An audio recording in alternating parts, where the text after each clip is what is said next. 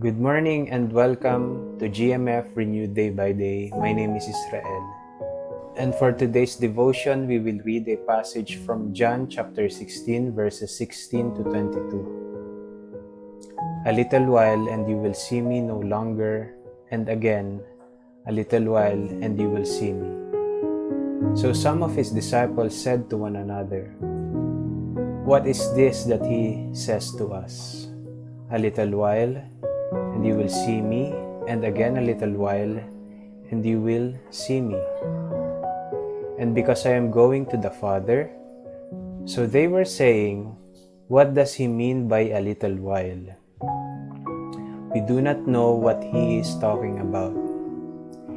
Jesus knew that they wanted to ask him, so he said to them, "Is this what you are asking yourselves, what I meant by saying, 'A little while, and you will not see me, and again a little while, and you will see me'?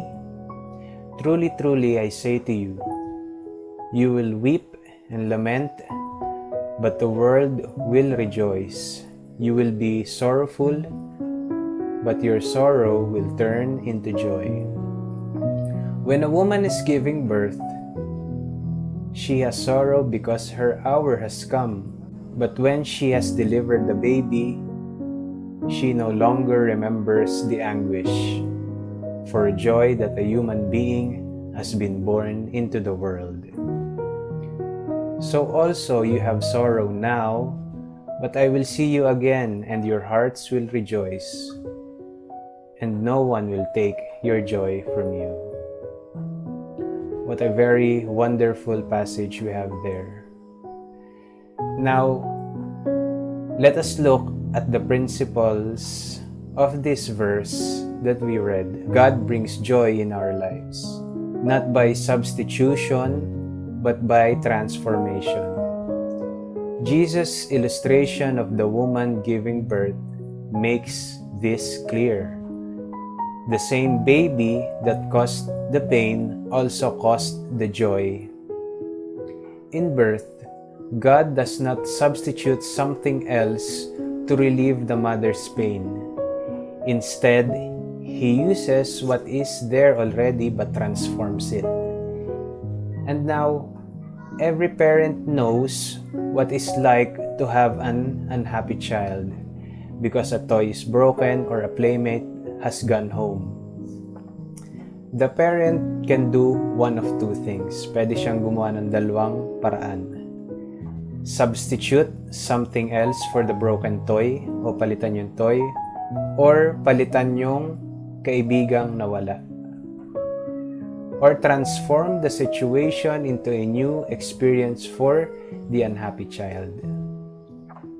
If mother or the parent always gets a new toy each time a toy is broken, that child will grow up expecting every problem to be solved by a substitution.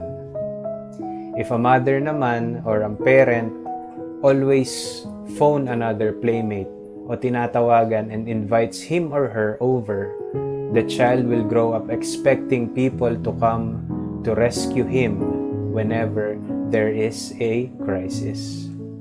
The result, either way, is a spoiled child who will not be able to cope up with reality.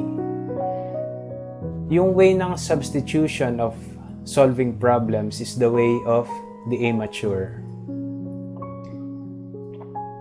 The way of transformation is the way of faith and maturity. We cannot mature emotionally or spiritually if somebody is always replacing our broken toys.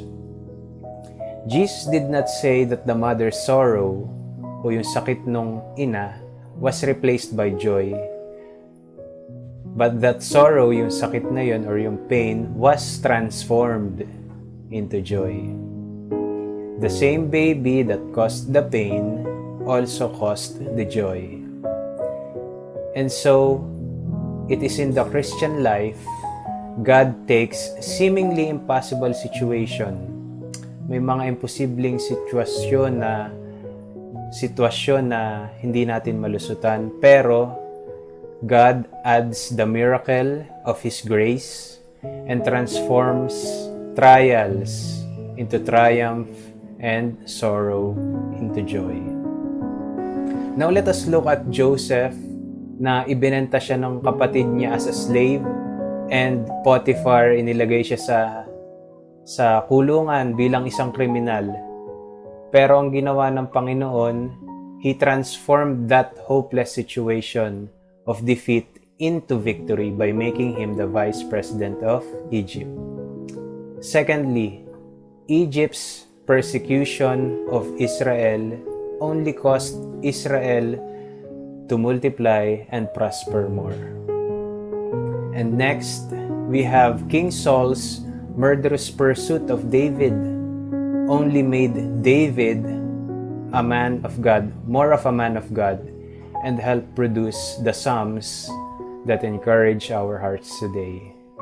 And finally, let us look at Jesus Christ, who took the cross, a symbol of defeat and shame, and transformed it into a symbol of victory and glory through His resurrection.